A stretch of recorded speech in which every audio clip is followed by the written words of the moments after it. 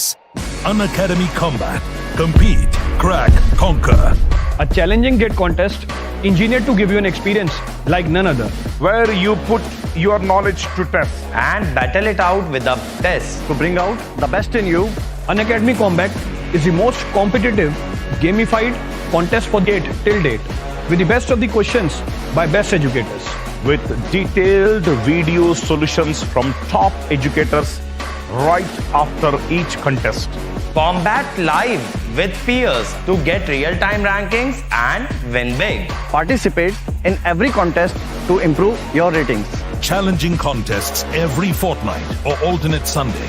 Live ranking after every question. Big rewards for top rankers. Your passion to crack gate deserves this. Your hard work towards your dream deserves this. Fuel your inner fire for the ultimate gate challenge. Unacademy Combat. Register now.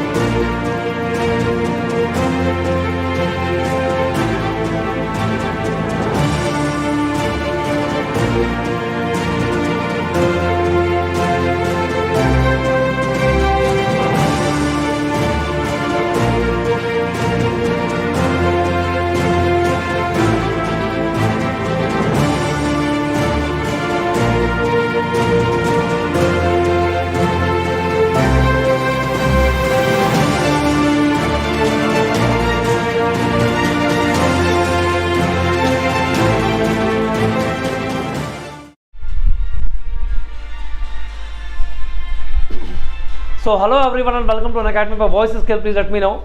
So hello everyone and welcome to Unacademy guys. कैसे हैं आप लोग सब? So hello everyone and welcome to Unacademy. My voice is clear, please let me know. Okay. So last class में हम लोगों ने properties of DTFT cover किया था. इस properties of DTFT के part 3 में हम लोग problems कवर करने वाले हैं DTFT के जितने भी हम लोग 1.5 घंटे में प्रॉब्लम्स कर पाएंगे और मैं आपसे ये प्रॉमिस करता हूँ कि ये सारे बहुत अच्छे प्रॉब्लम्स होंगे. तो फर्स्ट ऑफ ऑल लेक्चर को प्लीज़ यार लाइक कर देना, शेयर कर देना, क्योंकि जो प्रॉब्लम का सिलेक्शंस है और जो यूट्यूब में जो डिलीवरी देने का जो स्टाइल है वो उस पर बहुत ज़्यादा मेहनत लगती है. तो आप लोग प्लीज़ आप ये प्रॉब्लम्स जो मैं आपको करवा रहा हूँ ये सारे बहुत यूनिक प्रॉब्लम है. आपको बहुत जो है वो मज़ा आएगा, ये गारंटेड है अगर आपने DTFT की प्रीवियस थ्योरी जो है वो कवर की है ना. तो जिससे इससे पहले कि आप इस लेक्चर को देखें, जो भी इसे फर्स्ट टाइम देख रहे हैं प्लीज़ आप लोग प्रीवियस 2 लेक्चर जरूर देख लीजिएगा, क्योंकि उसमें मैंने DTFT की प्रॉपर्टीज़ पूरी कवर कर दी थी. लगभग 13 प्रॉपर्टीज़ हम लोगों ने कवर की थी. तो आज हम उन्हीं पे बेस्ड जो है वो प्रॉब्लम्स करेंगे. जैसे क्या चलिए स्टार्ट करते हैं. Let me introduce with myself. My name is Pankaj Singh. I have cleared GATE 4 times, university 2 times. My rank is under 100. The subject I take is normally signal system, control system, and ADC. Okay. I was studied with the ACE Academy earlier. For the last 6 years, I devoted my services there. I joined An Academy 1 year back. Okay. And so, if you want to join An Academy to enhance your preparation, to boost your preparation, you must use a code, and that code must be Pankaj Raman. Because Pankaj Raman will not only give you 10% of discount, it will also let you to come under my guidance, so that your preparation must be in a very rigorous manner, in a very that is a strategic manner. Okay. तो अगर आप चाहते हो कि preparation आपकी बहुत अच्छी हो और आपको पर्सनल गाइडेंस हर पॉइंट पे आपको मिले, तो आपको इस कोड का यूज़ करना चाहिए. कुछ दिनों के बाद से मेरा एक कंट्रोल सिस्टम का बैच जो है वो लॉन्च होने वाला है, जो कि आपके पर्टिकुलरली 15 सितंबर से शायद लॉन्च होगा प्लस में. तो प्लीज़ प्लस ज्वाइन करें, और प्लस के बहुत सारे बेनिफिट्स हैं. ठीक है ना, स्टार्ट करते हैं गाइस. मेरे जो स्पेशल क्लासेस हैं वो आप कहीं पे भी एक्सेस कर सकते हैं. आपको मैं बता दूं, लास्ट क्लास में मैंने स्पेशल क्लास में बहुत पूरा का पूरा, मतलब कल की अगर मैं बात करूं, आज आप लेक्चर देख रहे हो, तो कल की अगर मैं बात करूं और आज भी इनफैक्ट मैंने पूरा कंट्रोल सिस्टम जो है पूरा रिवाइज किया हुआ है. और कल हम लोगों ने जो टॉपिक कवर किया था वो हम लोगों ने ट्रांसफर फंक्शन और ट्रांसफर फंक्शन के बाद BDR SFG और इसके बाद टाइम रिस्पांस और रूट लोकस, ये चीज़ें हम लोगों ने कवर की थी. और फ्रीक्वेंसी डोमेन का बेसिक्स जो है वो कवर किया था. कल मैंने करीब 11-12 घंटे आपको स्पेशल क्लासेस में ये सारा रिवीजन, और ये मेरी तरफ से हर मंथ होगा, ताकि आप लोग जो है वो कंट्रोल सिस्टम को 1-2 दिन में आप क्विकली जो है रिवाइज कर सके. नॉर्मली मैं लास्ट मंथ ऑफ एंड में ये चीज़ें आपसे करवाऊँगा, क्योंकि इससे क्या होगा, आप कभी भी भूलोगे नहीं, है ना. तो एक दिन कंट्रोल और एक दिन सिग्नल, मतलब करीब 12 से 13 घंटे में हम लोग कंट्रोल को खत्म करने की कोशिश करेंगे. पार्ट 1 पार्ट 2 भी इतना ही, और सिमिलरली सिग्नल्स को पार्ट 1 और पार्ट 2, मतलब ये अब 4 दिन मैं जो है वो हर अब मंथ में, आने वाले मंथ में आपके लिए मेरी तरफ से करूँगा. तो ये गाइज, ये स्पेशल क्लासेस के फीचर्स हैं. आप एक बार नोट कर लो और एक बार देख लो कि आपको सारी के सारी स्पेशल क्लास के फीचर्स आपको बहुत औसम है, जो कि आप लोगों को पूरे स्ट्रेटजी में हेल्प करेंगे. Got it.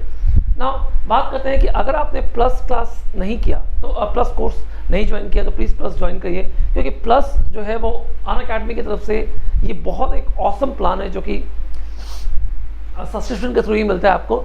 और प्लस के अंदर आपको live class, crash course, weekly test, doubt solving sessions, batches English और हिंदी में, और RIV बैचेस, पैसेस, ये सारी चीज़ें आप लोगों को मिल जाती हैं. ठीक है. और सबसे बड़ी बात, अगर आप अपने प्रश्न को और ज़्यादा पर्सनलाइज करना चाहते हैं, मतलब प्लस के बाद भी अगर आप चाहते हो कि मेंटर्स जो हैं वो आपके पास बने रहें, तो आप आइकॉनिक को चूज कर सकते हो, जिसमें प्लस के जितने भी बेनिफिट्स हैं वो तो हैं ही, साथ ही साथ आपको personalise coaching, study plan, study booster session, personalise test answer, preparatory study material भी, सारी चीज़ें आप लोगों को मिल जाएंगी. इससे क्लियर. तो प्लस बहुत एक ऑसम कोर्स है, जिसको मतलब बहुत एक ऑसम प्लान है, जिसको आप ऑप्ट कर सकते हैं. और इसको ऑप्ट करने के लिए जो आपका कोड है, वो कोड आप प्लीज़ इस कोड का यूज़ करें, Pankaj Raman, क्योंकि कोड जो है वो बहुत सारे हैं, पर पॉइंट ये है कि कौन आपको रियल टाइम गाइडेंस प्रोवाइड करेगा किसी भी पॉइंट पे. इससे क्लियर. तो इस कोड के थ्रू मैंने लास्ट ईयर भी बहुत सारे बच्चों को गाइड किया था, और उन्होंने रैंक 1 डिजिट और 2 डिजिट तक जो है वो रैंक मैंने दिया है. तो इस साल भी मैं कर रहा हूँ, आप भी इसका फ़ायदा उठा सकते हो. ठीक है ना. बहुत सारे फायदे गाइस अन अकेडमी प्लस यूट्यूब लेक्चर्स और रिकॉर्डेड वीडियोस में, जैसे कि अन अकेडमी प्लस में आपको डाउट क्लियरेंस अलग से मिलता है, क्लासरूम एनवायरनमेंट अलग से मिलता है, 200 मिनट एक साथ जाते हैं, डेली असाइनमेंट आपको मिलता है, वीकली क्विजेस आपको मिलता है, लाइव पोल लीडर बोर्ड आपको मिलता है, कॉम्पिटिटिव एनवायरनमेंट आपको मिलता है. कई सारे एजुकेटर्स एक सब्जेक्ट को डील कर देते हैं, तो आपको जो अच्छा लगे आप उनको ऑप्ट कर सकते हो. ऐसा नहीं है कि मतलब आपको किसी कोचिंग में ज़बरदस्ती इससे पढ़ने के लिए कहा जाएगा. सेकंड, यूट्यूब लेक्चर्स में गाइस लाइव और रिकॉर्डेड कॉम्प्रिहेंसिव क्रैश कोर्स, ये सारी चीज़ें होती हैं, पर यहाँ पे सबसे बड़ी प्रॉब्लम क्या होती है, लैक ऑफ मोटिवेशन, है ना. और स्पैमिंग यहाँ पे इतनी ज़्यादा होती है कि पूरे कंटेंट का जो है वो बेड़ा गर्क हो जाता है, और आपको एट द एंड कुछ भी नहीं मिलता. तो इसके लिए आपको थोड़ी सी नॉमिनल फीस जो है वो पे करके अन अकेडमी प्लस में आना चाहिए. रिकॉर्डेड वीडियोस जो सेल करते हैं, जो खरीदते हैं, उनका मुझे नहीं लगता कोई मतलब होता, क्योंकि उस पर केवल लेक्चर्स होते हैं और कोई सपोर्ट आपको नहीं मिलता. तो गाइस अगर फीस की बात करें तो देखो, अगर आप सेकेंड ईयर में हो तो आपके लिए जो बेस्ट प्लान है वो 24 मंथ का है. तो उसमें आपको विदाउट कोड 1837 पर मंथ आपको पड़ेगा. और अगर आप कोड लगाओगे Pankaj Raman, यहाँ पे अगर Pankaj Raman आप कोड आप लगाते हो तो आपको जो है वो 10% ऑफ आपको मिल जाएगा। तो ये नियरली अबाउट आपको 1837 रुपीज़ पर एक मंथ में कम हो जाएगा, यानी नियरली 60 to 70 रुपीज़ आपको पर डे का पड़ेगा, जो कि आपकी एक दिन की मूवी कॉस्ट से भी कम है। सेम आइकॉनिक के साथ भी यही है। आइकॉनिक का अगर 2 ईयर्स का आप प्लान लेते हो तो आप पंकज रमन कोड डायरेक्ट 10% को ऑफ कर सकते हो। और भी आप मुझे अनअकैडमी में मैसेज कर सकते हो ऑफर्स के लिए, एक्साइटिंग डिटेल्स के लिए, या कोई भी क्वेरी है तो आप बिल्कुल पूछ सकते हैं ना। ये टॉप लेवल की फैकल्टीज है गाइस, जिसमें 2 AR1 आप देख रहे हो और 25 ईयर से भी ज़्यादा का एक्सपीरियंस कौशी रफी सर, सुरेश वेसा सर के पास है। और इसके बाद मैं हूँ, विशाल सोनी सर है, वरुण श्रीवास्तव सर है, रीवा शंकर, जो किसी भी पॉइंट पे किसी भी टाइम पे आपको गाइड जो है वो कर सकते हैं ना। ये जो बैचेस थे ये अभी 25 अगस्त से स्टार्ट हुआ है। तो इलेक्ट्रिकल का ये गेट 22 के लिए signal system Siddharth Sabharwal sir ने लिया था, और कुछ दिनों के बाद मेरा भी बैच स्टार्ट होगा इसमें 15 सितंबर से, जिसमें मैं कंट्रोल सिस्टम को कॉम्प्रहेंसिव मैनर में जो है वो कवर करने जा रहा हूँ। ठीक है, तो कॉम्प्रहेंसिव मैनर में कंट्रोल सिस्टम को कवर करूँगा। तो आप इस कोड का यूज़ कर सकते हो, पंकज रमन कोड का यूज़ जो है वो कर सकते हो। ये अगर आप ESE बैच टारगेट कर रहे हो ESE के लिए, तो आप जनरल स्टडीज स्टार्ट कर सकते हो, जो कि ये भी 25 अगस्त से स्टार्ट हुआ था, इसलिए जिसमें Saurabh Pandey sir engineering safety जो है वो आपको ले रहे हैं। तो आप गेट प्लस ESE जो बैच है वो ऑप्ट कर सकते हो, जिसमें सारी फैसिलिटीज़ जो है वो आपको मिल जाएंगी। इसलिए तो सेम प्राइस पे आपको गेट और ESE बैच मिलता है। तो एक नॉमिनल कॉस्ट है जिसमें कई सारी फैकल्टीज़ जो है वो आप लोगों को बहुत अच्छा कंटेंट प्रोवाइड करेंगे। नाउ गाइस, अगला जो कॉम्बैट होगा वो ऑफ कोर्स 29 के बाद अब जो नेक्स्ट संडे आएगा उसमें होगा। और कॉम्बैट में आप लोग को 60 क्वेश्चंस जो है वो 60 मिनट्स में 20 क्वेश्चंस करने होते हैं। और अगर आप अच्छा करते हो तो आपको अपनी रैंकिंग लाइव रिकॉर्डेड सब कुछ आपको देखने को मिलता है, और आप वीडियो लेक्चर्स के थ्रू अपना कहाँ पे गलती हुई वो भी सारी चीज़ें देख सकते हो। अगर आप इस पर जाते हो और अगर आप अच्छा लेके आते हो तो आप जो है वो ये स्कॉलरशिप के लिए आप बिल्कुल एलिजिबल हो जाते हो, और बहुत सारे एक्साइटिंग प्राइजेस भी अनअकैडमी की तरफ से आपको मिलती है। तो इनवाइट कोड वही है, सेम पंकज 11, और पंकज 11 कोड लगाने के पे कई सारी चीज़ें आप लोगों को ओपन हो जाती हैं। स्पेशल क्लास में आ सकते हो, और इस पे आ सकते हो, एंड सो ऑन। इसलिए कॉम्बैट में आ सकते हो, प्लस में आ सकते हो, तो हर जगह आप यूज़ कर सकते हो। चलिए लोग स्टार्ट करते हैं। आज का जो मेरा टॉपिक है वो है प्रॉब्लम्स ऑन DTFT। ठीक है, और I am sorry for that कि प्रॉब्लम्स मेरे पास रिटर्न में नहीं है, बट मैं आपको ज़्यादा टाइम नहीं लूँगा प्रॉब्लम लिखने में, इसलिए। और हर प्रॉब्लम के बाद मैं आपको 2 मिनट भी दूंगा, और आपको इन प्रॉब्लम्स को जो है वो करना है। ठीक है, तो प्रॉपर्टीज़, थर्ड प्रॉपर्टीज़ में मैंने सेकंड प्रॉपर्टी तक में ही कवर कर दिया था। अब जो है वो प्रॉब्लम्स ऑन DTFT जो हम लोग करते हैं। तो चलिए स्टार्ट करते हैं। सबसे पहले जो प्रॉब्लम है वो है कि consider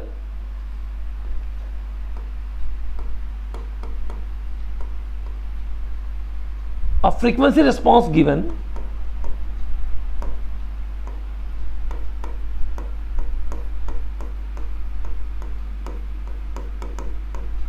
where h omega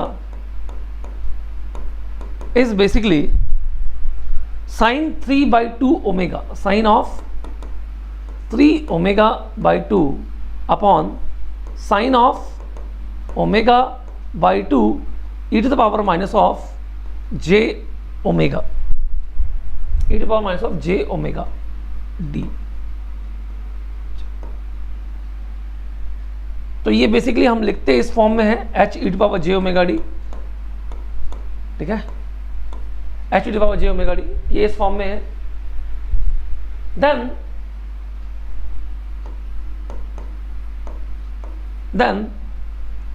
hn is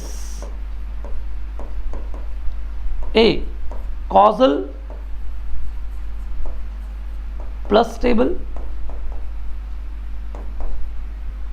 b causal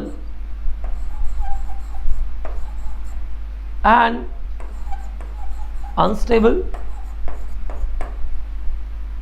c non-causal and stable, or d non-causal and unstable। चलिए जल्दी से करिए जरा, नॉन कॉजल एंड अनस्टेबल। ये फर्स्ट क्वेश्चन है आज का, जल्दी से इस क्वेश्चन को करेंगे।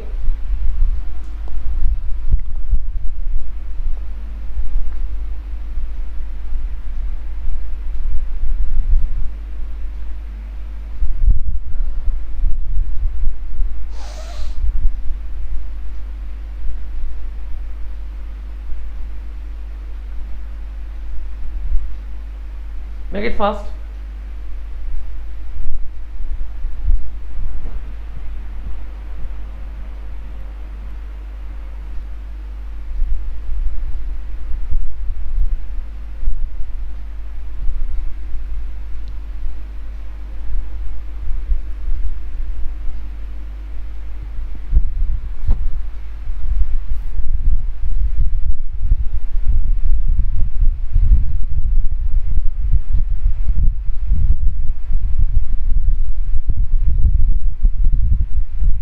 टू मिनट्स हैं आपके पास।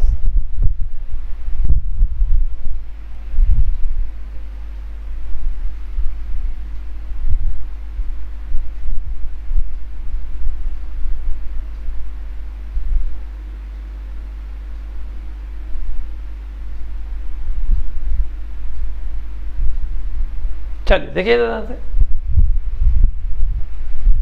सर चलिए इसके सॉल्यूशन पे बात कर लेते हैं। देखिए ध्यान से। सर आपको पता है कि अगर मेरे पास एक HN है, लेट्स से, या एक्शन ले लेते हैं हम इसे, जो कि है कुछ ऐसा 0 1 2 n -1 -2 -n and so on. तो अगर एक डिस्क्रीट रेक्ट फंक्शन है तो आपको पता है कि इसका जो x e⁻j⍵d हम लोगों ने डिराइव किया था, वो हम लोगों ने डिराइव किया था sine of ω_d into n+12 upon sine ω_d/2। याद है आपको? तो एक डिस्क्रीट रेक्ट फंक्शन को हम इस तरीके से लिख सकते हैं। अच्छा, सेकंड चीज हम ये भी जानते हैं कि अगर हमारे पास xn है जिसका फोरियर ट्रांसफॉर्म x e⁻j⍵d है, तो x ऑफ n-1 का जो फोरियर ट्रांसफॉर्म है वो होगा x ऑफ e⁻j⍵d e⁻−j⍵d। आपको पता ही है, ऐसा नो? तो जरा इस क्वेश्चन को देखिए बहुत ध्यान से। क्या मैं इतने को अगर मैं x e⁻j⍵d मान लूं, तो देखो ध्यान से, मेरा जो h e⁻j⍵d है वो है x of e⁻j⍵d into e⁻−j⍵d। तो इनवर्स फोरियर ट्रांसफॉर्म जब आप लोगे दोनों साइड, तो ये हो जाएगा HN is equal to x of n-1। यही होगा HN is equal to x of n-1, यही इसका फोरियर ट्रांसफॉर्म है। अच्छा, आपका x ऑफ e⁻j⍵d क्या गिवन है आपको? ये गिवन है साइन ऑफ, कितना गिवन है?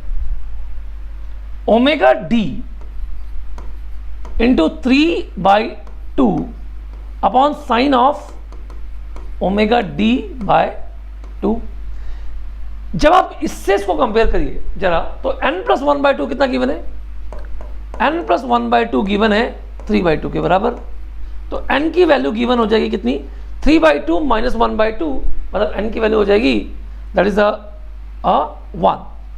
तो इसका मतलब ये हुआ कि ये जो एक्शन है बेसिकली क्या है बताओ? ये जो एक्शन है बेसिकली ये है 0, ये है 1 और ये है -1। ये है बेसिकली एक्शन। पर हमें क्या चाहिए? एक्शन -1। xn माइनस 1 क्या होगा? तो hn क्या हो जाएगा बताइए? ये हो जाएगा 1 से राइट शिफ्ट कर दो, तो ये हो जाएगा 0, ये हो जाएगा 1 और ये हो जाएगा 2, और ये सब 0। अब आप मुझे ये बताओ, चूंकि ये फाइनाइट ड्यूरेशन है और 0 से इन्फिनिटी तक जा रहा है, कहने का मतलब ये hn क्या हो जाएगा बताओ?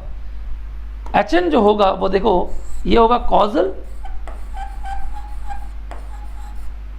ये होगा कॉजल, और सर इसका सम, सर आपको स्टेबिलिटी की कंडीशन पता है ना, summation n is equal to minus infinity to infinity mod hn, अगर लेस देन इन्फिनिटी है, अगर लेस देन इन्फिनिटी है, लेस देन इन्फिनिटी है, तो ये सिस्टम कैसा हो जाएगा? Stable.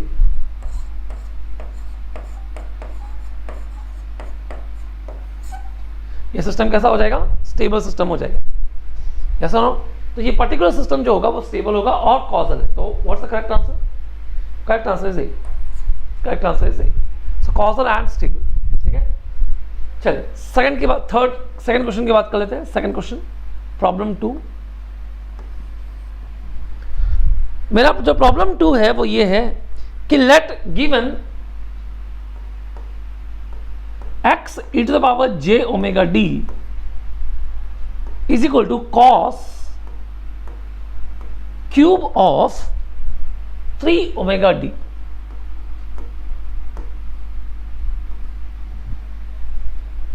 If s is summation n is equal to minus infinitive to infinitive minus 1 to the power n xn, then value of s is,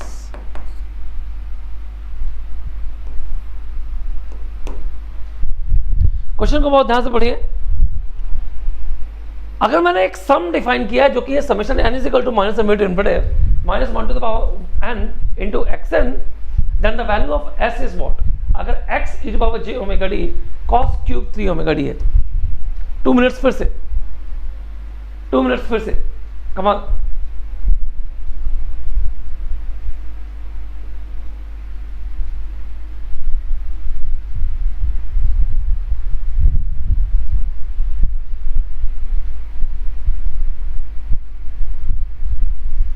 ये सारे ओपनहैम बिलिस्की का अनसॉल्व प्रॉब्लम्स है, वही मेरे सामने है अभी बुक, और उसी के क्वेश्चंस मैं आपके सामने जो है वो ले रहा हूं, है ना?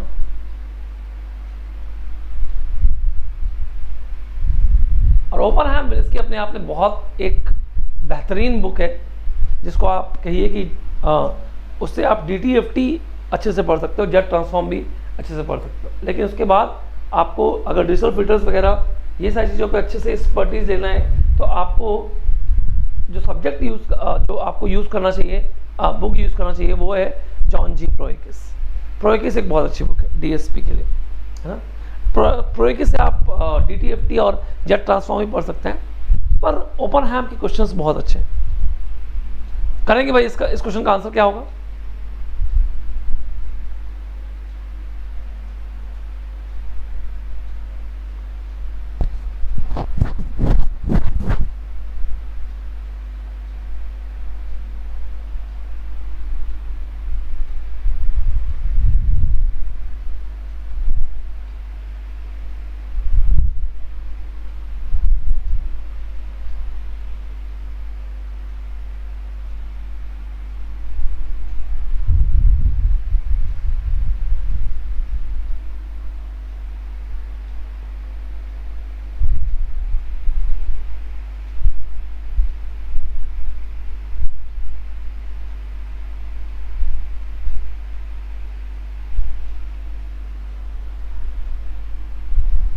चलिए देखिए ध्यान से,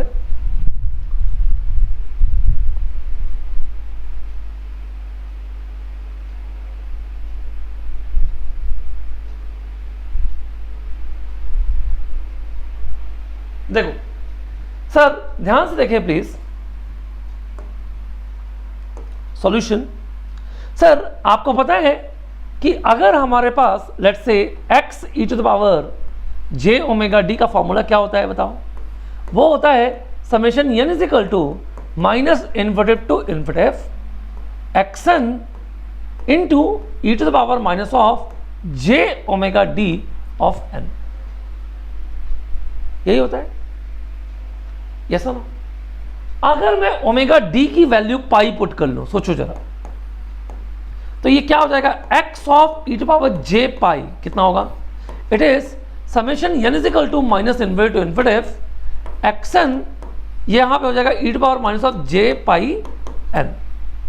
आपको पता है e to power minus of j pi n क्या होता है? ये होता है cos of n pi plus j sine n pi. cos n pi plus j sine n पाई। तो साइन n पाई की वैल्यू हो गई 0 और cos n पाई की वैल्यू हो गई कितनी? Minus 1 to the power n, है ना? अल्टरनेट 1 माइनस 1 1 माइनस 1 ऐसा होता है। तो x of e to the power j pi is summation n is equal to minus invert to इन्वर्टिव minus 1 to the power n into xn, जो कि आपको s के बराबर गिवन है। मतलब बेसिकली जो सम है वो है x e to power j pi. अब देखो जरा से, आपका जो x e to power j omega d आपको गिवन है वो है cos क्यूब ऑफ कितना है? 3 ओमेगा डी, 3 ओमेगा डी। तो बेसिकली हमें x of e to power j pi निकालना है, यही सम के बराबर है। इसका मतलब ये हो जाएगा cos ऑफ 3 पाई का होल क्यूब, है ना? तो cos 3 pi cos pi minus 1, cos 2 pi 1, cos 3 pi minus 1। तो मतलब माइनस 1 का whole cube s is equal to minus 1 का होल क्यूब, यानी कि आंसर आ जाएगा माइनस 1। तो जो सम की वैल्यू आएगी वो होगी कितनी? Minus 1 is right answer. जो सम की वैल्यू आएगी वो माइनस 1 की। सिंपल फॉर्मूले बेस्ड क्वेश्चन है जो कि आप लोगों को करना है। चलिए प्रॉब्लम नंबर 3 की बात कर लेते हैं। Problem number 3, let xn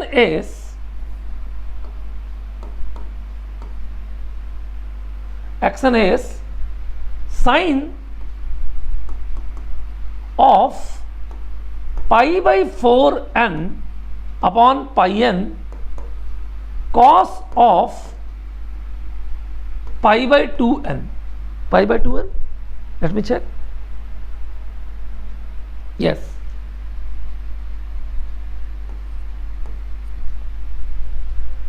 find energy of xn। बताइए xn की एनर्जी क्या होगी? जो xn होगा उसकी एनर्जी क्या होगी?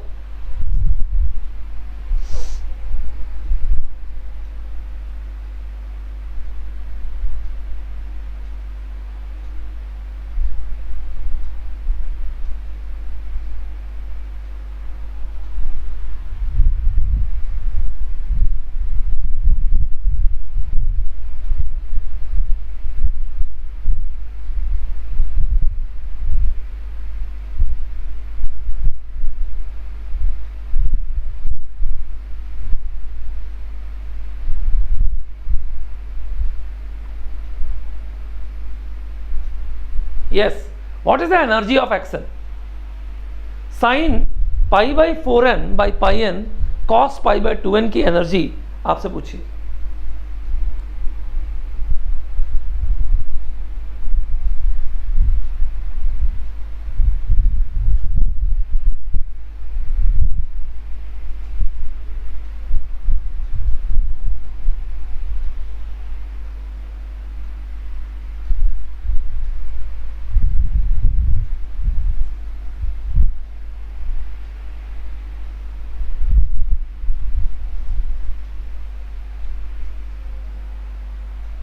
कमान जल्दी से करेंगे।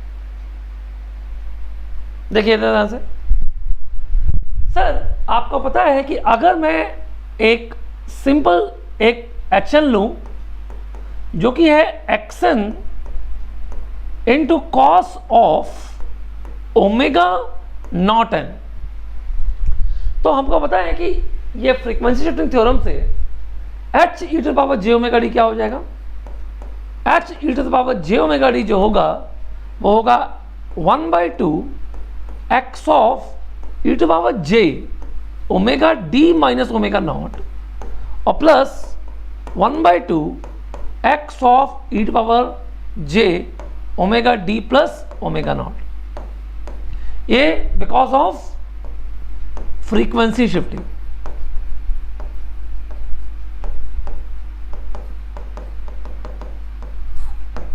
तो ये फ्रीक्वेंसी शिफ्टिंग थ्योरम की मदद से हम नॉर्मली इस तरीके से लिख पाते हैं। अब अगर आप बहुत ध्यान से देखो तो मैं इसको मान लेता हूं कि ये है मेरा Zn, कोई भी आप ले सकते हो। तो बेसिकली जो आपका x e to power j omega d होगा, है ना, xn क्या है, वो है Zn into cos of π/2n, है ना। तो बताओ जरा x e to power j omega d क्या होगा, ये होगा 1/2 z of e to the power j omega d plus π/2 और plus z of e to the power j omega d minus π/2, यही होगा 1/2 z of e to power j omega d plus π/2 plus 1/2 z of e to power j omega d minus π/2। अब बहुत ध्यान से देखो please, बस आपको Zn क्या गिवन है, Zn क्या गिवन है, Zn गिवन है sine of π/4n upon πn। अगर आपको याद हो तो मैंने आपसे कहा था कि sine of alpha n upon pi n का जो फोरियर ट्रांसफॉर्म होता है वो होता है ये माइनस अल्फा टू अल्फा, यहां पे है माइनस पाई, यहां पे है पाई, है ना। तो ये इसका जो फोरियर ट्रांसफॉर्म होगा वो क्या होगा बताओ, वो ये होगा माइनस π/4 से लेके π/4 तक, यहां पे वैल्यू होगी 1, ये होगा माइनस पाई, ये हो गया पाई। ये है हमारी z e to power j omega d.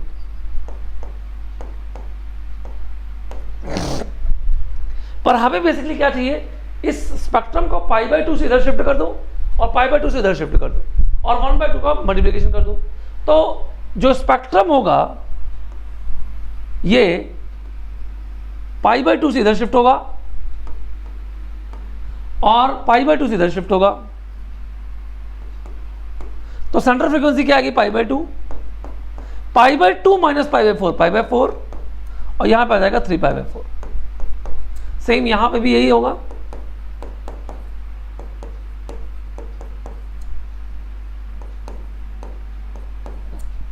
ये होगा 1/2, ये हो गया x of e to power j omega d. अब हमें इसकी एनर्जी चाहिए। सर हमको पता है कि एनर्जी पार्सेवल थ्योरम्स में क्या होती है, energy E is equal to 1/2 pi minus pi to pi mod of x of e to power j omega D का whole square d omega d, यही होती है। तो दैट मीन्स किसकी एनर्जी क्या होगी, देखिए इसकी एनर्जी जो होगी वो होगी 1/2 पाई, देखो माइनस 3π/4 से लेकर माइनस π/4 तक 1/2 का whole square 1/4 d omega d और प्लस π/4 से लेकर 3π/4 तक क्या 1/4 डी ओमेगा डी, 1/2 का whole square 1/4 d omega d. बस आपको ये वैल्यू फाइंड आउट करनी है।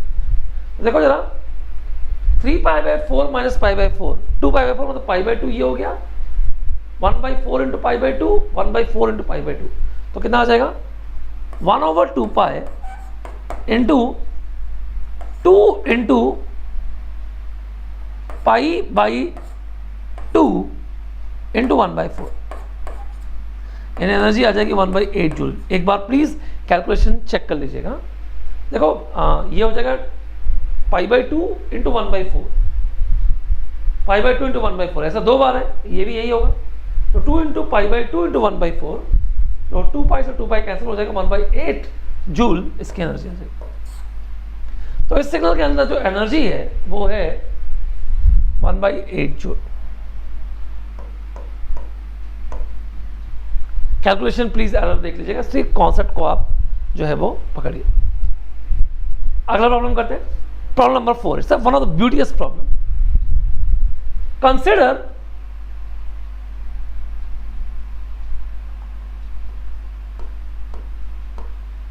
P4, ये बहुत शानदार प्रॉब्लम है। Consider xn x e to power j omega d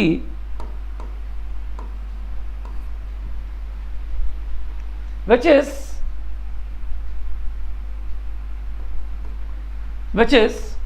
1/1 minus 1/10 e to power minus of j 10 omega d,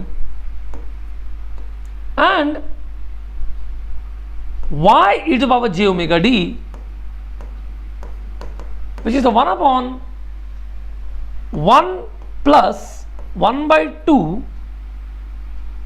okay,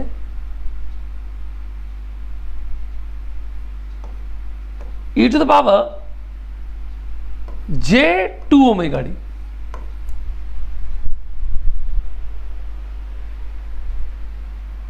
If z is small x2 into y minus 3, then value of z is, एक बहुत शानदार problem है। x inverse Fourier transform है at n is equal to 2, y inverse Fourier transform है at n is equal to -3। आपको z की value find out करनी है, मेक इट फास्ट। आपको z की वैल्यू जो है वो फाइंड आउट करनी है।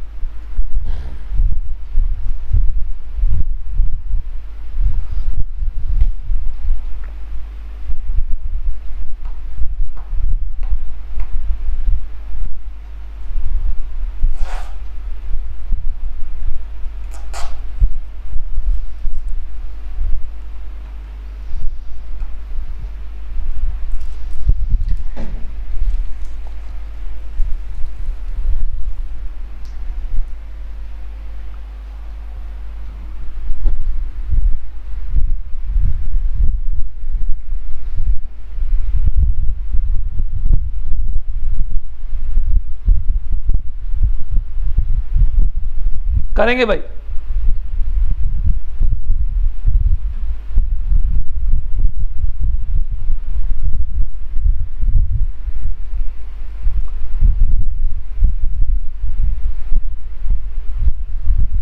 यह है 1 + 1/2 e to power j 2 omega d, है ना।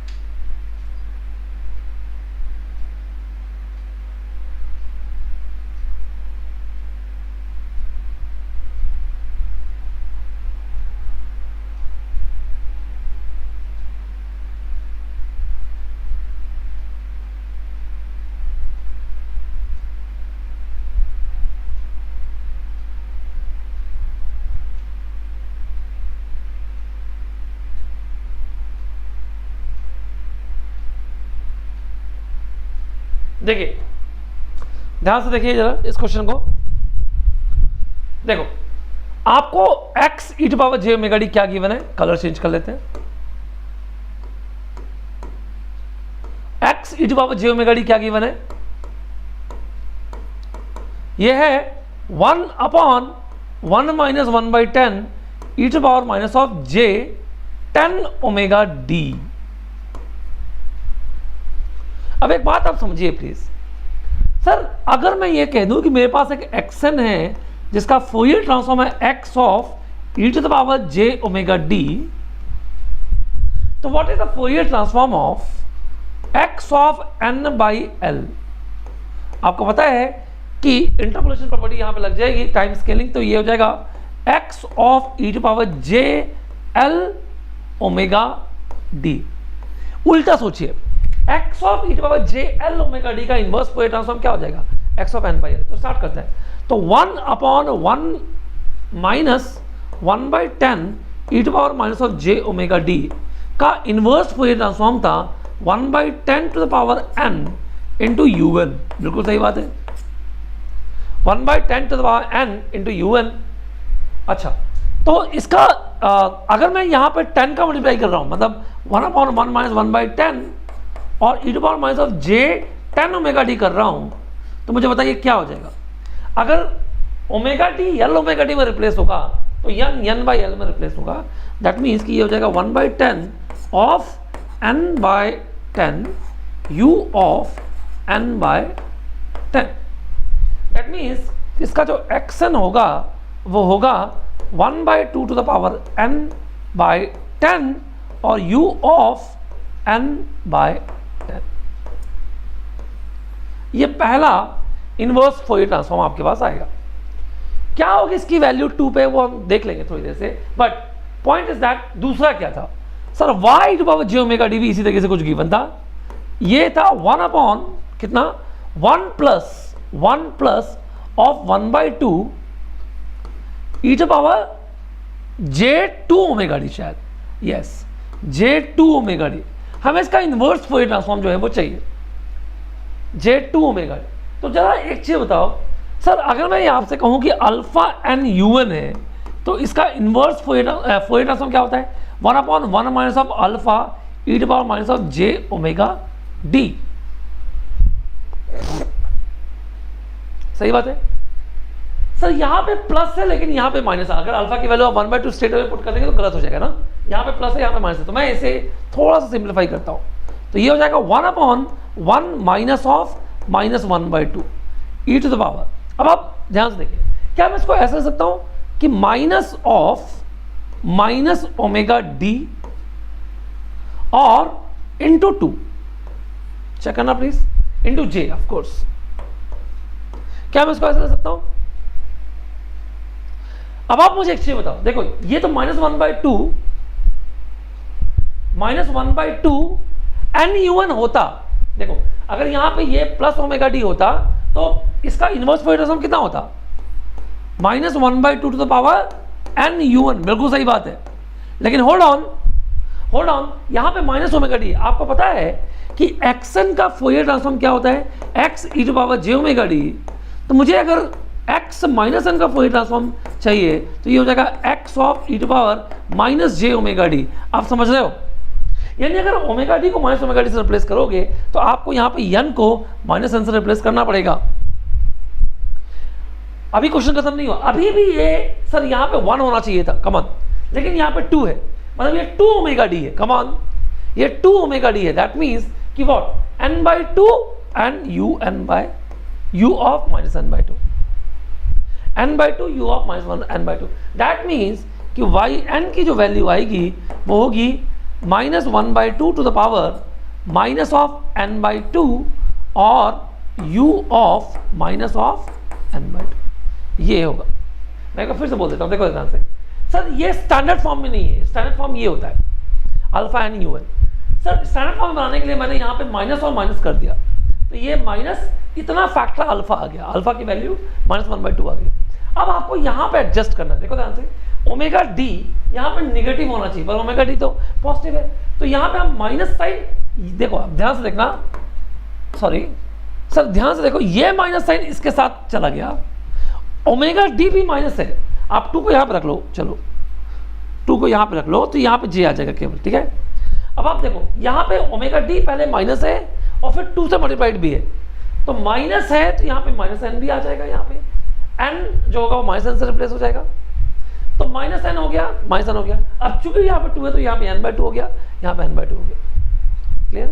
तो इसका मतलब ये हुआ कि मेरा जो एक्शन था वो क्या था, वो था 1/2 to the power n/10 u of n/10, और जो मेरा yn था वो क्या था, minus of 1/2 to the power minus of n/2 u of minus n/2, यही होगा। मुझे क्या पूछा है, मुझे ये पूछा है x2 into y minus 3।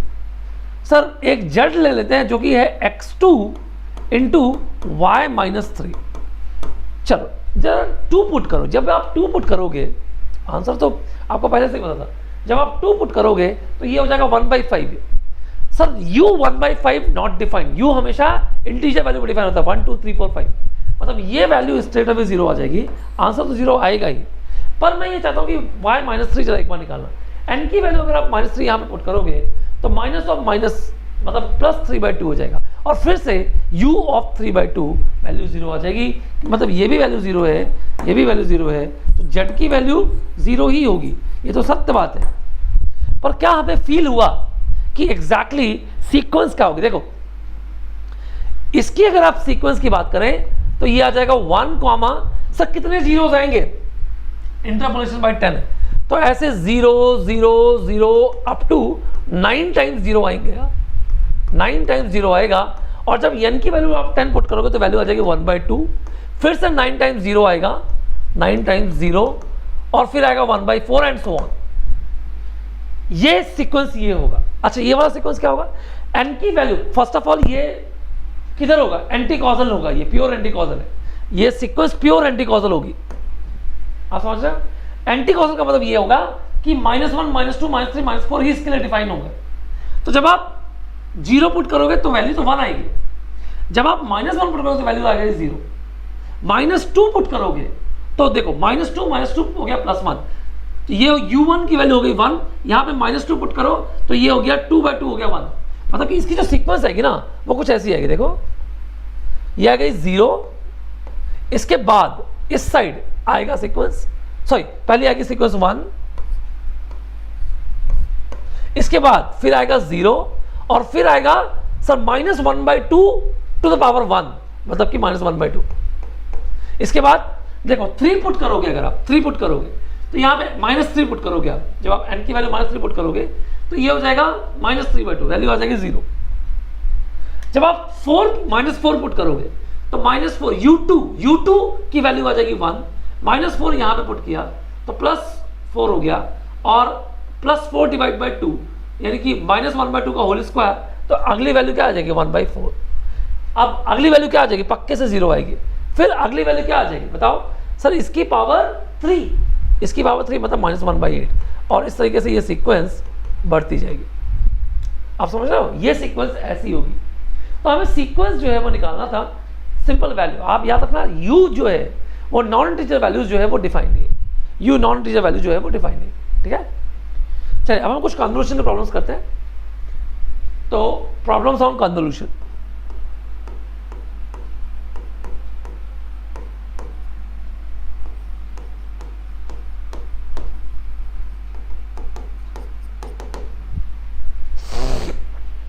Problems on convolution ये हम करते हैं, ध्यान दीजिएगा प्लीज।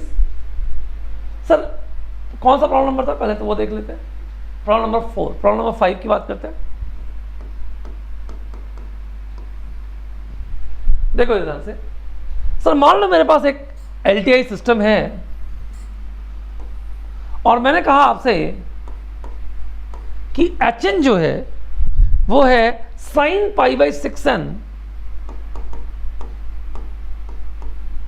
अपॉन πn, और 2 इनपुट एंटर कर रहे हैं, साइन ऑफ n π/8 और -2 cos of n pi by 4। आपको स्टडी स्टेट आउटपुट दोनों का निकालना है।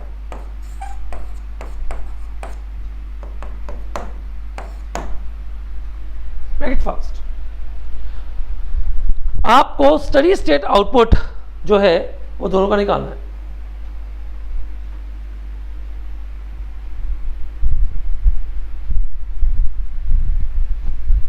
करेंगे भाई?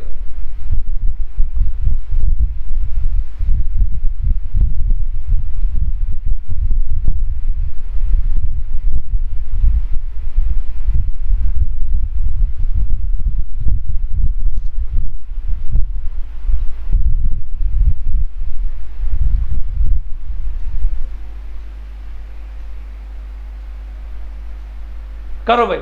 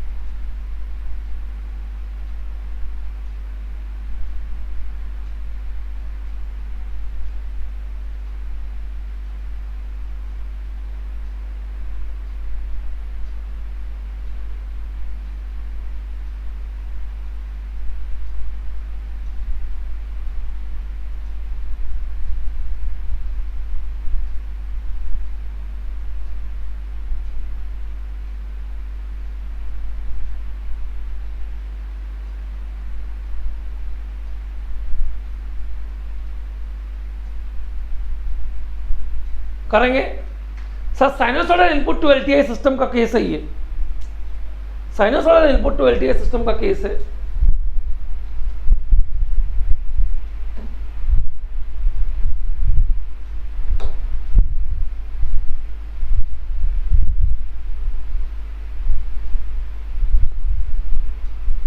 तो ये बेसिक केस जो है वो sinusoidal input to LTI system का केस है।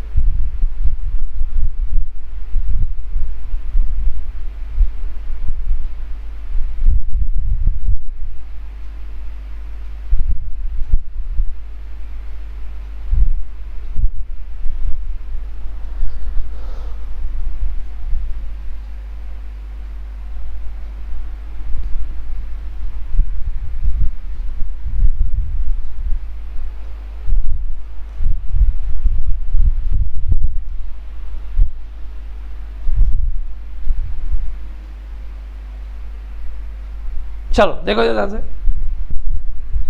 करते हैं इसको। सर आपको पता है कि बहुत ध्यान से देखो कि अगर मेरे पास एक HN है जिसका फोरियर ट्रांसफॉर्म है H of e to the power j omega d, तो अगर यहां पे e to the power plus minus of j omega naught n आता है, तो हमको पता है कि इसका आउटपुट भी यही होता है, e to the power plus minus of j omega naught n into h of e to power j omega naught. आपको पता है कि ओमेगा डी की जगह पे ओमेगा नॉट पुट कर दीजिए, इसका कुछ मैग्नीट्यूड होगा कुछ फेज होगा, ये मैग्नीट्यूड और फेज के साथ आ जाए। लेकिन अगर यहीं पे आपके पास लेट्स से a1 ए साइन या कोसाइन, ठीक है, ऑफ ओमेगा 1n और प्लस थीटा 1 होता है, तो इसका जो आउटपुट होगा वो होगा यम साइन या कोसाइन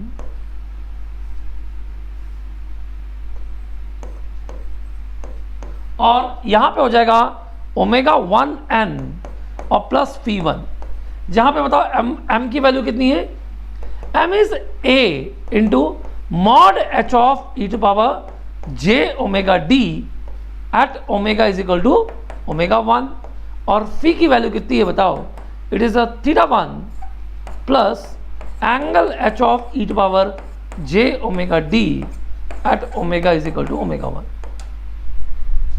ऐसा क्लियर? ये चीजें हम लोगों ने पहले भी पढ़ी थी, बस सेम क्वेश्चन यहीं पे है।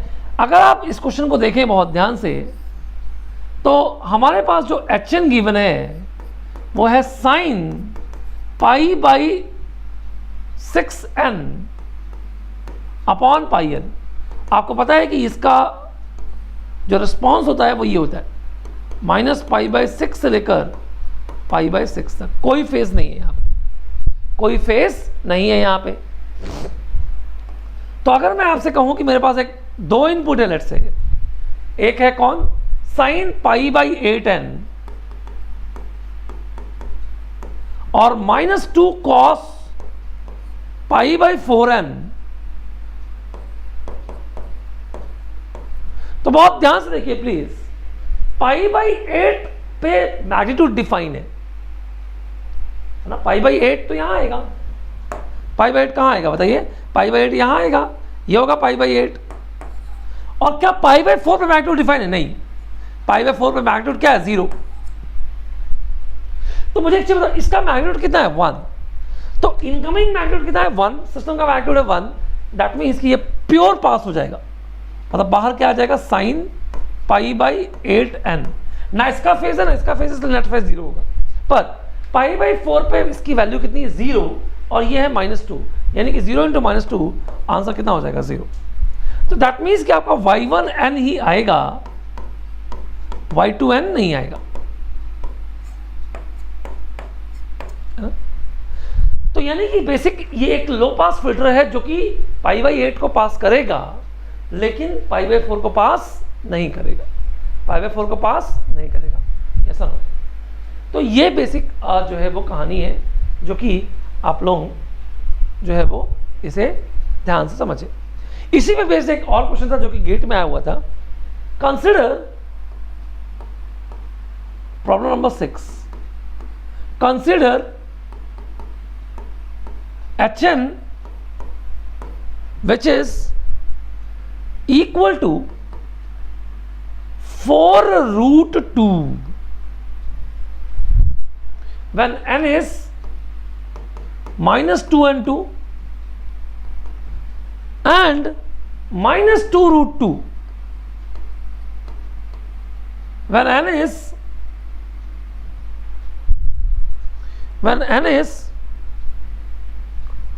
-1 and 1, 0 else।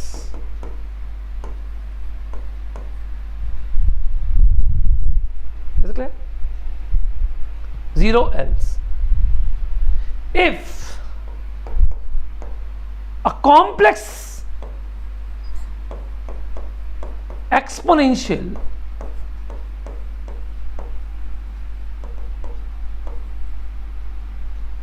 enters into system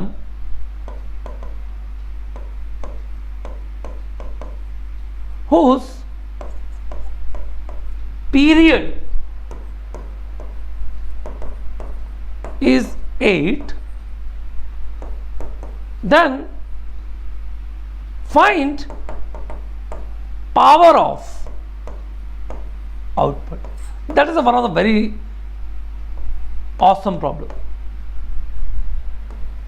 आपको आउटपुट पावर जो है निकालनी है, आपको आउटपुट पावर जो है वो निकालनी है, करो।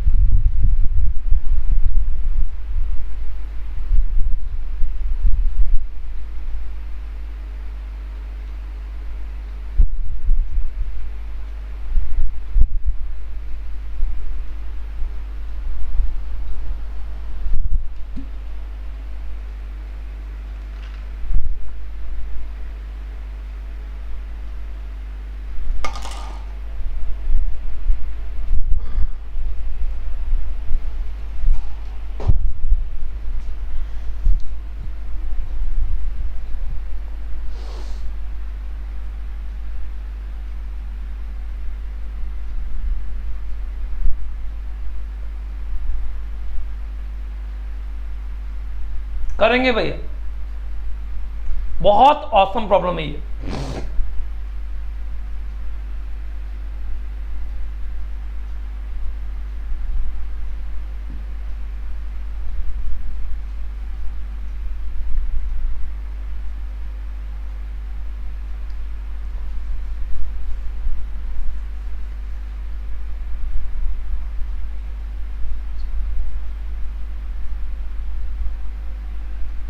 Make it fast.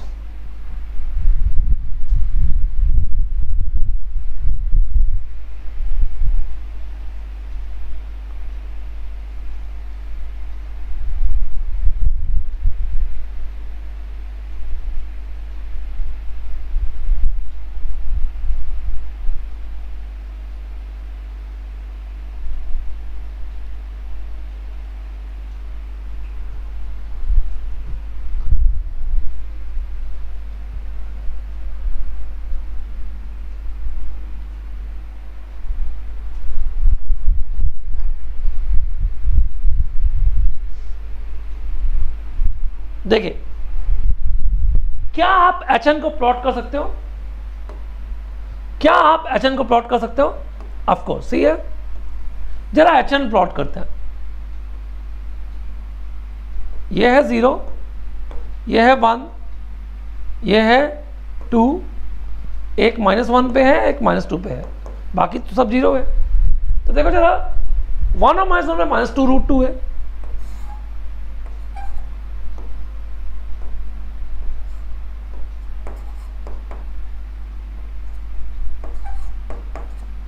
-2√2, और यहां पे 4√2 है।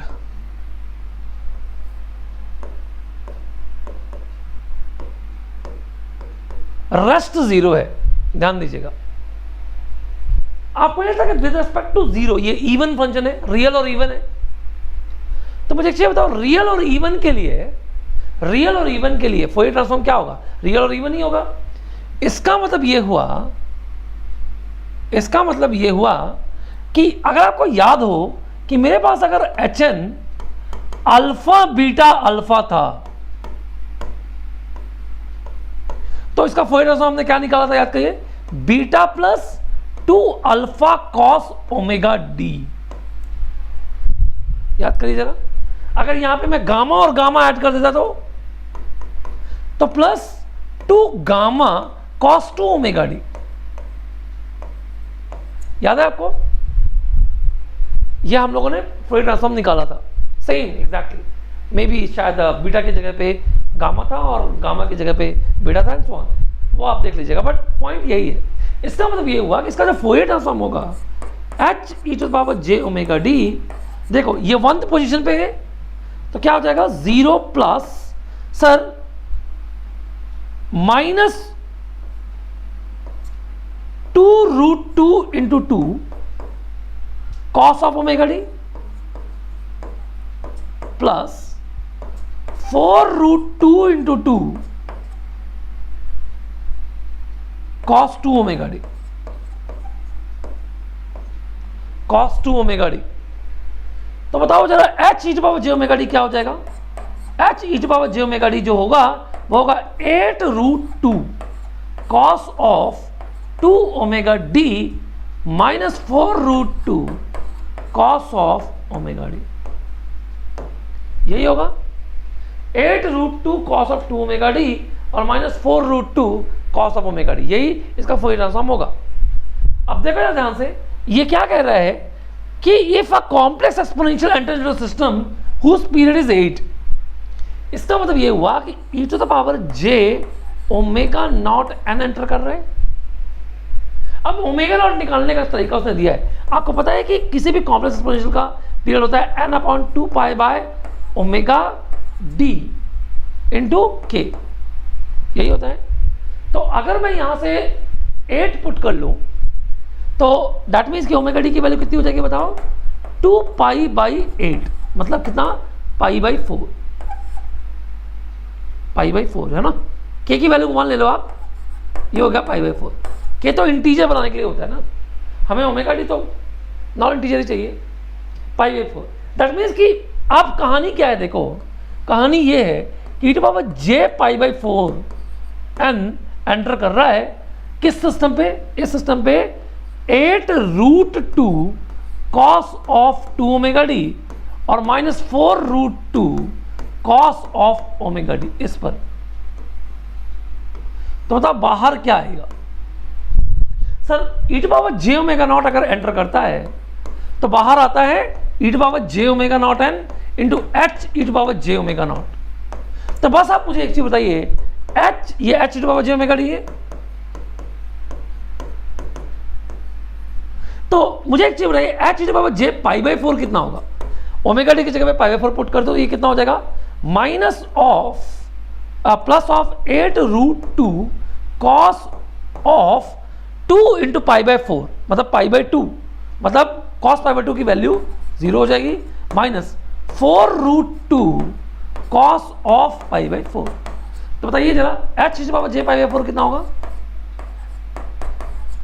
ये होगा, ये तो 0 हो गया, और ये हो गया माइनस 4√2 cos π/4 होता है 1/√2 -4, तो ये आंसर आ जाएगा -4।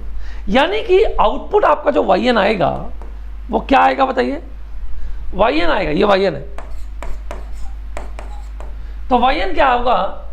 ये होगा e⁴ n इंटू -4, यही होगा।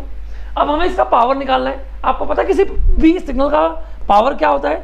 It is 1/2n + 1 summation n is -n to n और xn into x conjugate of n।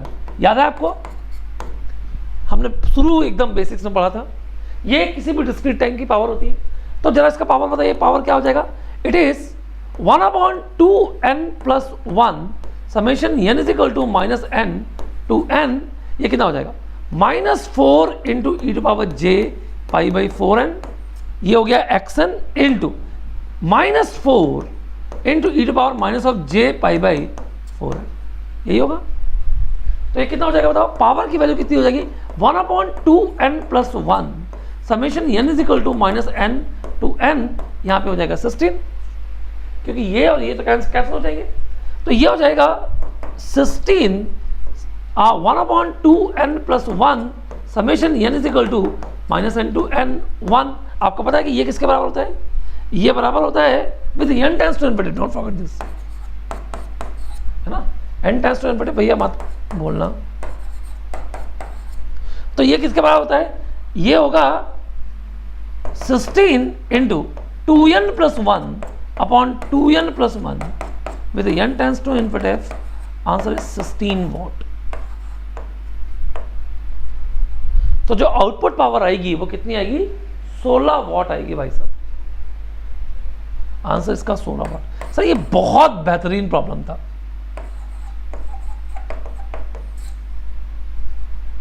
ये एक बहुत शानदार प्रॉब्लम था, इसलिए जिसमें बहुत सारे कॉन्सेप्ट्स जो है वो एक साथ आपने यूज कर लिए, बहुत सारे कॉन्सेप्ट आपने एक साथ यूज कर लिए, है ना?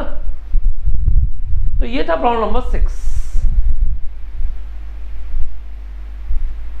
ठीक है, कोई दिक्कत होगा तो आप प्लीज एक बार मैसेज जरूर करिएगा, कोई दिक्कत होगा बताइएगा जरूर। चलिए अगला प्रॉब्लम हम देखते हैं। ये भी एक बहुत बेहतरीन प्रॉब्लम है कि let us consider, suppose Hn is alpha beta alpha. Is it clear? Above filter is 3-point FIR filter which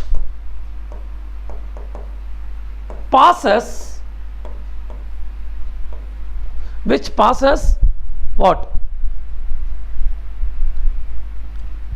F is equal to 1/8 Hertz with unity gain and blocks f is equal to 1 by 3 hertz and blocks 1 by 3 hertz. Is it clear? Then DC gain of filter is, ये भी एक बहुत awesome problem है. Then the DC gain of a filter is,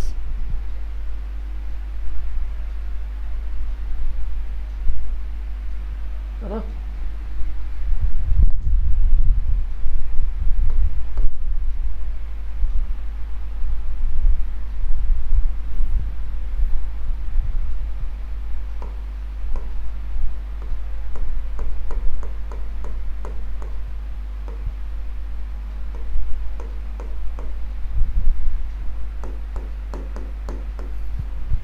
Number 7.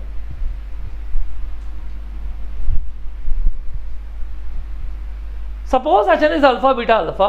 Above filter is a 3-point FIR filter which passes f is equal to 1 by 8 hertz with a unity gain and blocks f is equal to 1 by 3 hertz.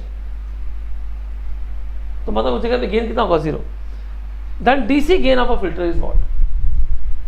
Then DC gain of a filter is what? करेंगे भाई.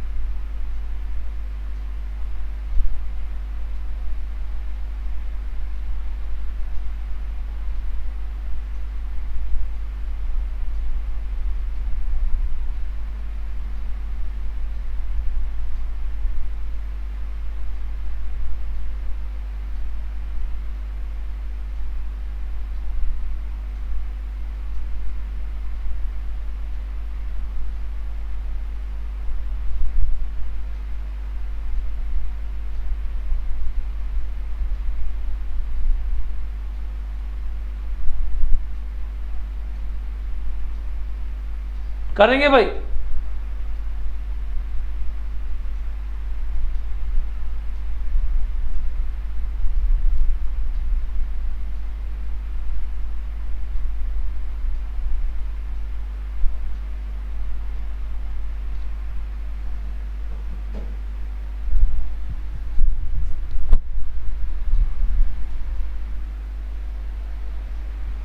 Make it fast.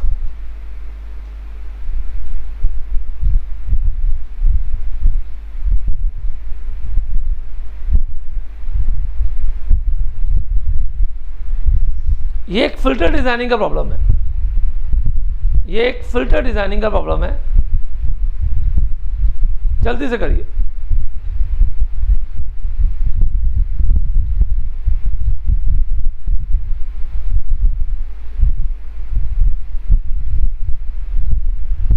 देखो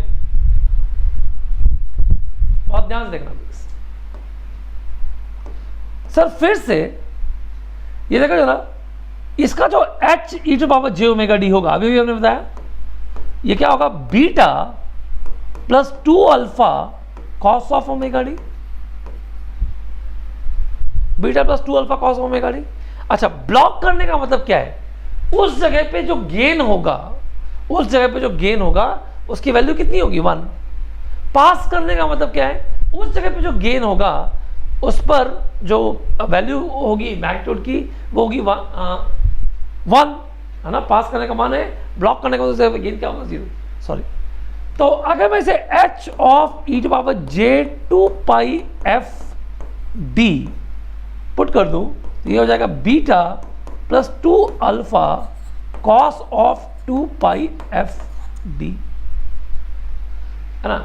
जब मैं f d की value 1/8 put करता हूं तो mod h of e to power j 2 pi by 8 ये बराबर है 1 के। और जब मैं एफ डी की वैल्यू 1/3 पुट करता हूं तो mod h of e to power j 2 pi by 3 okay बराबर है 0 के। इसका मतलब ये हुआ कि beta plus 2 alpha cos of 2 pi by 8 is 1 and beta plus 2 alpha cos of 2 pi by 3 is equal to 0। दो इक्वेशन है, दो अननोन है, अल्फा बीटा की वैल्यू आप निकाल लीजिए। अल्फा बीटा की वैल्यू आपको निकालना तो निकाल लीजिए। ये कॉस 2 पाई बाई 3 होगा -1/2, तो मतलब कि beta minus alpha is equal to 0, यानी कि बीटा की वैल्यू अल्फा यहां से आ जाएगी। और ये हो जाएगा पाई बाई 4 मतलब 1/√2, मतलब ये हो जाएगा beta plus 2 alpha by √2 is equal to 1, पर beta is equal to alpha है।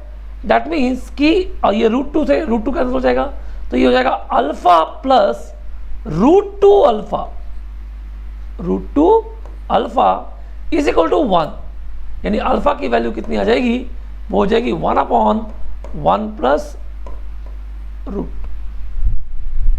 1/1 प्लस √2, यही होगा। यही किसके बराबर होगा, 1/1 प्लस √2, क्योंकि इक्वेशन में यही है। अब देखो ध्यान से, अब ये कह रहे हैं कि find the DC gain. Sir h e to power j omega d ये क्या है, h e to power j omega d देखो, h e to power j omega d जो है वो है alpha beta plus 2 alpha cos of omega d. तो मतलब डीसी वैल्यू कितनी होगी इसकी, डीसी गेन कह लो, वैल्यू कह लो, h e to power j 0, omega D की जगह 0 पुट कर दो, तो ये हो जाएगा बीटा प्लस 2 अल्फा। तो बीटा अल्फा की वैल्यू आपको पता है, मतलब कि 1/1 प्लस √2 प्लस 2/1 प्लस √2, यानी कि ये बराबर हो जाएगा 3/1 प्लस √2। तो मतलब √2 होता है शायद 1.414, तो इट इज 3/2.414, जो भी इसकी वैल्यू हो जाए, जो भी इसकी वैल्यू हो जाए। ऐसा क्लियर, ये एक अच्छा प्रॉब्लम था। चलिए अगला क्वेश्चन देखिए, प्रॉब्लम नंबर 8। ये क्या प्रॉब्लम है, consider difference equation, difference equation क्या है, difference equation yn is alpha y of n-1 plus beta xn plus x of n-1,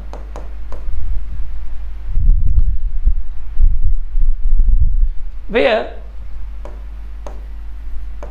alpha beta belongs to real, अब ये कह रहा है कि if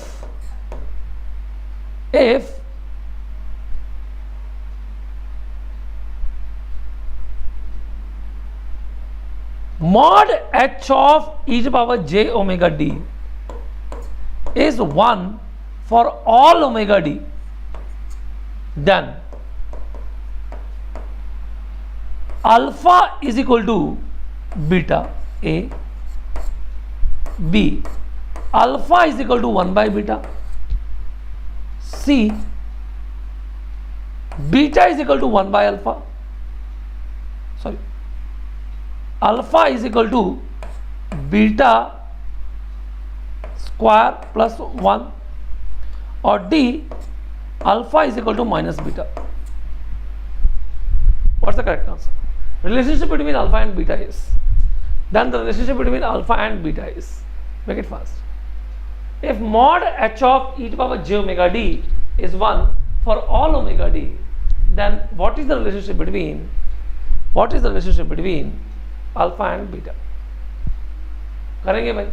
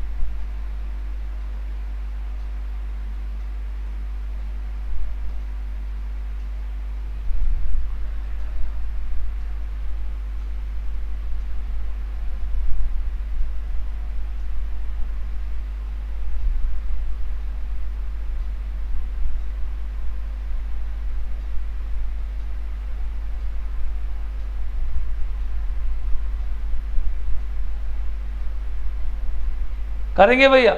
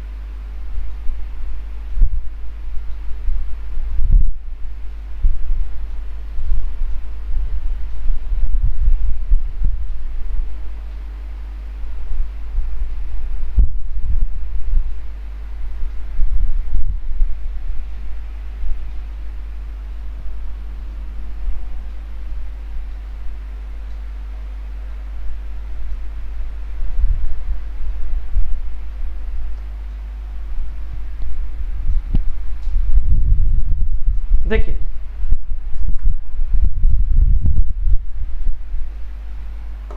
ध्यान से देखिएगा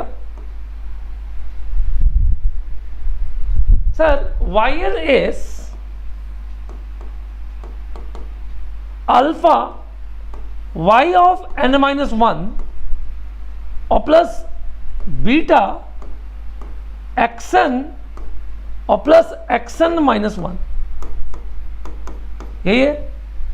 तो yn minus alpha y of n minus 1 is equal to beta xn और plus x of n minus 1.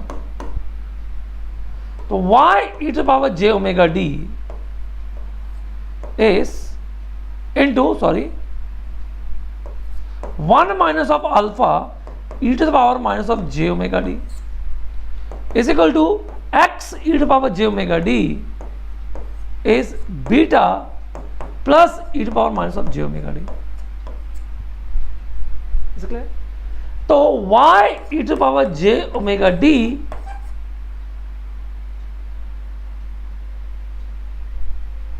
is it a beta x of n minus 1? Okay. Yes. तो y x e to the power j omega d upon x e to the power j omega d is equal to come on beta plus e to the power minus of j omega d upon 1 minus alpha e to power minus of j omega d, यही है h e to power j omega d.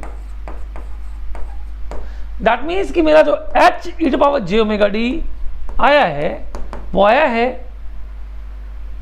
Beta plus e to power minus j omega d upon 1 minus alpha e to power minus of j omega d, यही है। अब ये कह रहा है कि mod h of e to power j omega d is 1 sorry for all omega d. अब देखो बहुत सारे लोग अब क्या करेंगे, रजनीकांत बनेंगे। क्या करेंगे सर, ओमेगा डी को cos omega d minus j sine omega d, इसको omega d minus cos omega d minus j sine omega d, इसके बाद खट खुट खट खुट खट खुट करेंगे, इसका मैग्नीट्यूड निकालेंगे, फिर omega d is equal to जो भी वैल्यू पुट करनी होगी, फिर इसको इक्वेट करेंगे 1 से, and so on and so fourth करते रहेंगे और एग्जाम में केवल यही क्वेश्चन करके आएंगे। हाँ, अरे बेटा ऑल ओमेगा डी का मतलब क्या sir, valid for omega d is equal to 0 also. तो कहने का मतलब बताओ, omega d is equal to 0 put करो जरा इस पर, तो ये कितना हो जाएगा, beta plus 1 upon 1 minus of alpha. Sir इसको 1 के बराबर होना है, दैट मीन्स कि अल्फा को किसके बराबर होना है भैया, माइनस बीटा के बराबर। Correct answer is 1। भाई सीधी सी बात है, मतलब नेट मैग्नीट्यूड जो है वो 1 के बराबर होना है, जो नेट मैग्नीट्यूड है वो 1 के बराबर होना है। ऐसा क्लियर? चल एक प्रॉब्लम और मैं आपको होमवर्क दे रहा हूं, अगर आप कर पाए तो देखो ऐसा से। प्रॉब्लम नंबर 9 मैं एक होमवर्क दे रहा हूं। मान लो एक एलटीआई सिस्टम है,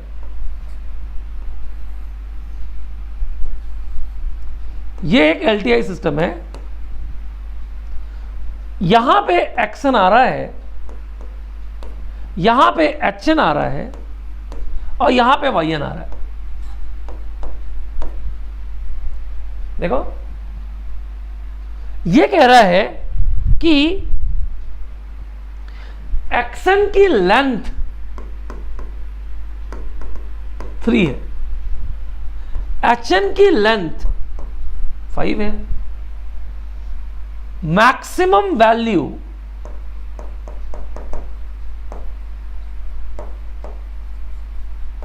of x n is b, maximum value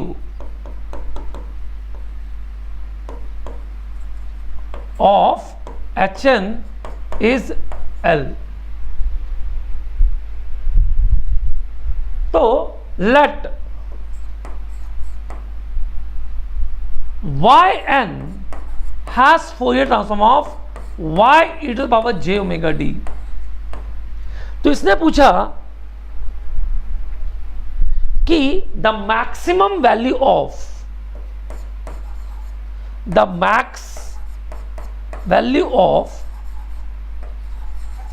y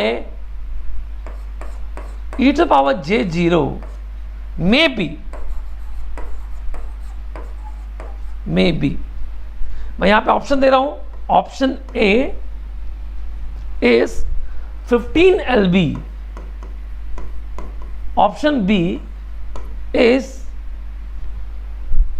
12 LB, option C is 8 LB and option D is 7 LB। इस क्वेश्चन को बहुत ध्यान से समझिए, होमवर्क है आपका, लास्ट प्रॉब्लम है, ये होमवर्क है। इस क्वेश्चन को बहुत ध्यान से समझिए प्लीज। ये क्वेश्चन कह रहा है कि मान लो एक एक्शन एंटर हुआ इस सिस्टम पे, इस एलटीआई सिस्टम पे, और एचएन एंटर हुआ। एचएन एक इंपल्स रिस्पॉन्स है और आपको वाईएन मिल रहा है। हम ये मान लेते हैं कि वाईएन का Fourier transform y t power j omega d. सर एक्शन की लेंथ इज गिवन है 3, एचएन की भी लेंथ तो गिवन है 5 length. Length is 5, length is 5, HN की भी लेंथ गिवन है 5, XN की लेंथ गिवन है 3 और HN की भी लेंथ गिवन है 5। आपसे ये पूछ रहा है कि जो इसकी DC वैल्यू होगी y/j0 की, मतलब y/j डी की, वो कितनी हो सकती है इन चारों ऑप्शन में से। ये मास्टरपीस गेट 2016 का प्रॉब्लम है गाइस, ये बहुत शानदार प्रॉब्लम है, बहुत शानदार प्रॉब्लम। चलो इसको कर ही लेते हैं, चलो इसको कर लेते हैं, चलो हम लोग करने की कोशिश करते हैं। देखो ध्यान से सर, हमको पता है कि yn बराबर क्या हो जाएगा, xn कन्वोल्यूशन विद HN, आपको पता है। अच्छा xn के बारे में क्या है सर, xn की लेंथ 3 है, चलो ठीक है, xn को बना लेते हैं, लेंथ 3 है तो मान लेते हैं 0, 1 और 2 के बीच में डिफाइन है, और इसकी मैक्सिमम वैल्यू b है, मतलब सारी वैल्यू या तो अगर ये मैक्सिमम हुआ तो b होगा या तो फिर इससे कम होगा, है ना। तो हम मान लेते हैं कि ये मैक्सिमम वैल्यू पे अटेंड कर रहा है और b है, b ये xn है। सर HN की लेंथ कितनी है 5, तो चलो बनाओ, तो ये हो गया 0, 1, 2, 3 और 4, और यहां पे इसकी मैक्सिमम वैल्यू कितनी है L, है ना, सब L है, हो सकती है ये इससे कम भी हो सकती है, पर इसकी मैक्सिमम वैल्यू L है, बस हम मैक्सिमम लेके चलते हैं। ये इंफॉर्मेशन हमको XN और HN के बारे में गिवन है, सही है। तो बताओ मुझे y/j⍵d क्या होगा sir, convolution in time domain is frequency domain multiplication, x of e⁻j⍵d into h of e⁻j⍵d, बिल्कुल सही बात है, x of e⁻j⍵d into h of e⁻j। अच्छा मुझे एक चीज बताओ, मुझे क्या पे वैल्यू चाहिए, at ω d is equal to 0, तो ये कितना होगा y/j0 is equal to x e⁻j0 और is equal to h e⁻j0 into. लेकिन एक चीज हमने और पढ़ा है सर, अगर हमारे पास मान लो xn का फोरियर ट्रांसफॉर्म है x e⁻j⍵d, तो x e⁻j⍵d क्या है, देखो ये है summation n is equal to minus xn e⁻j⍵dn। तो सेंट्रल ऑर्डिनेट थ्योरम से मुझे बताओ x e⁻j0 किसके बराबर होगा भाई, ये होगा summation n is equal to minus n की जगह पे ω की जगह 0 पुट कर दो, ये आ जाएगा xn, यानी कि ये किसके बराबर है, y e⁻j0 बराबर हुआ है summation n is equal to minus xn। तो इसी एनालॉजी से ये भी हो जाएगा summation n is equal to minus hn, यानी कि मैक्सिमम वैल्यू कितनी हो सकती है। देखो मैक्सिमम कब होगा, जब ये सारी वैल्यू मैक्सिमम अटेन करे। तो मान लेते हैं कि सारी वैल्यू मैक्सिमम अटेन कर रहा है, तो मैक्सिमम कितनी हो सकती है, sum of all the sample of xn into sum of all the sample of hn। तो sum of all the sample of xn कितना है 3b, sum of all the sample of hn कितना है 5l। तो इसका मतलब हो गया y/j0 की मैक्सिमम वैल्यू कितनी हो सकती है 15lb। ये हो सकती है, अगर इन लोगों ने मैक्सिमम अटेन नहीं किया तो इससे छोटी होगी, पर इतनी वैल्यू हो सकती है, इसने क्या आगे लगाया है मे बी। बात समझ में आ रही है आपको। तो ये सारी मैक्सिमा को जब अटेन करेगा तो इसकी मैक्सिमम वैल्यू कितनी हो सकती है 15lb हो सकती है। Correct answer is a, correct answer जो होगा ये बहुत शानदार प्रॉब्लम था ये गाइस, DTFT का बहुत बेहतरीन प्रॉब्लम था। होप कि आपको मैंने DTFT के सारे क्वेश्चंस जो है वो सारे अच्छे प्रॉब्लम्स मैंने आपको करवा दिए। आज के का जो पूरा सेंटर जो टॉपिक डिवोटेड था वो इसी पर डिवोटेड था कि DTFT को आप किस तरीके से जो है वो हैंडल करते हैं। इसलिए DTFT को आप किस तरीके से हैंडल करते हैं। तो गाइस DTFT आपका बहुत आसान है, ये टफ नहीं है बिल्कुल भी। आप चाहो तो बिल्कुल DTFT को एक अलग लेवल पे लेके जा सकते हो। और आज से DTFT के लेक्चर जो हो गए वो खत्म हो गए। अब जो स्टार्ट होगा वो जेट ट्रांसफॉर्म होगा, और डिपेंडिंग ऑन माय अवेलेबिलिटी मैं आपको जेट ट्रांसफॉर्म के लेक्चर्स भी इसी तरीके से दूंगा, सारे प्रॉब्लम्स के सेट भी इसी तरीके से प्रोवाइड करूंगा। ठीक है, तो आपको घबराने की चिंता करने की ज़रूरत नहीं है। जेट ट्रांसफॉर्म भी इसी तरीके से जो है वो आएगा, और जेट ट्रांसफॉर्म फिर डीएसपी का सेकेंड लास्ट टॉपिक होगा, इसके बाद डीएफटी, एफएफटी और डिजिटल फिल्टर, यही 2 टॉपिक्स जो है वो बचते हैं जेट ट्रांसफॉर्म के बाद, है ना। तो वो भी हम लोग धीरे धीरे रिकॉर्ड कर देंगे, इसमें कोई दिक्कत वाली बात नहीं है। प्लेलिस्ट आपको पूरी मिलेगी, ऐसा क्लियर, और सितंबर में ही प्लेलिस्ट पूरी की पूरी आपकी खत्म हो जाएगी, ठीक है। तो बस आपका पार्ट जो है स्टार्ट होता है। तो इसी तरह के लेक्चर्स के लिए आप अनअकैडमी जो है वो ज्वाइन कर सकते हैं गाइस।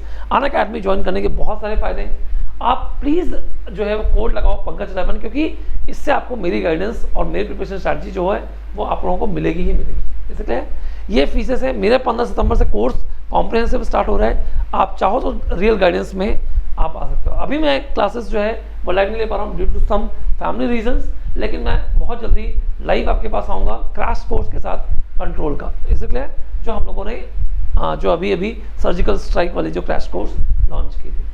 तो आप मुझे अनअकैडमी पे जो है वो यहाँ पे फॉलो कर सकते हैं, इसलिए आप चाहें तो मुझे अनअकैडमी पे या आप कुछ भी मैसेज आपको करना हो, कोई भी डिस्काउंट से रिलेटेड या कुछ भी कैसा भी मैसेज आपको करना हो, आप मुझे यहाँ पे फॉलो कर सकते हो। नोट्स मैं आपको नॉर्मली यहाँ पे प्रोवाइड कर देता हूँ।